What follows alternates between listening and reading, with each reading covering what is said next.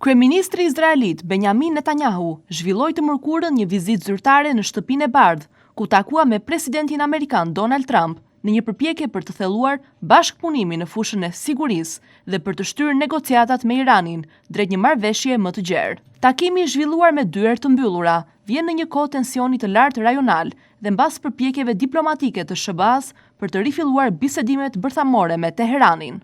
Në një njoftim në rrjetet sociale, Netanyahu deklaroi se kishte nënshkruar pranimin e Izraelit si antar në bordin e paqes në Blair House, duke theksuar rëndësinë e forcimit të aleancës me SBA-n. Kryeministri publikoi një foto me sekretarin amerikan të shtetit, Marco Rubio, duke mbajtur dokumentin në dorë dhe duke theksuar se Izraeli dhe SBA-ja do të vijojnë të mbajnë një aleancë të pathyeshme. Takimi i parë i bordit të paqes është planifikuar të mbahet në Washington më datën 19 shkurt dhe temë kryesore do të jetë mbledhja e fondeve për rindërtimin e Gazës. Ky hap simbolik përforcon pozicionin e Izraelit në forumet ndërkombëtare të paqes dhe sigurisë, ndërsa tensionet me Iranin vazhdojnë të jenë në qendër të shqetësimeve strategjike të Tel Avivit. Presidenti Trump e përshkroi takimin me Netanyahun si shumë të mirë, duke vënë dukje se marrëdhëniet midis dy vendeve vijojnë të jenë të shkëlqyera.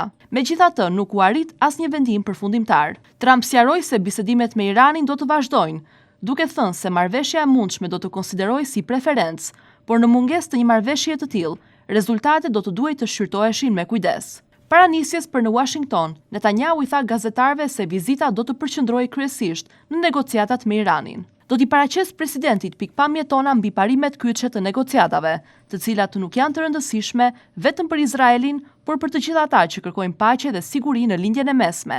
Takimi vjen mbas një sër zhvillimesh të ndërlikuara diplomatike dhe ushtarake në rajon.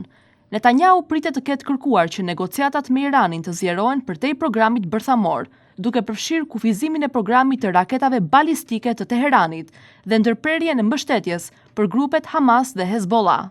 Kjo është vizita e 6 e Netanyahu në SBA, që nga fillimi i mandatit të Trump, një reflektim i përpjekjeve të vazhdueshme për të koordinuar politikën rajonale dhe për të siguruar mbështetje për qasjen izraelite ndaj sigurisë. Takimi i fundit, i befasishëm për Netanyahun, kishte përfshirë njoftimin e Trump për nisjen e bisedimeve direkte me Iranin. Ndërsa Irani ka paralajmëruar se do të akmerret në rast një sulmi amerikan për të frenuar programin e tij bërthamor, rritja e kapaciteteve ushtarake dhe goditjet ndaj infrastrukturës bërthamore iraniane nga SBA-t gjatë një konflikti 12 ditor me Izraelin verën e kaluar, kanë shtuar shqetësimet për një konfrontim të mundshëm rajonal. Analistët politik vlerësuan se vizita e Netanyahut është një tentativë për të siguruar mbështetje diplomatike dhe për të vendosur kufijt e kuadrit amerikan në negociatat me Iranin, duke u përpjekur të balancojë presionin ndërkombëtar me nevojat e sigurisë të Izraelit.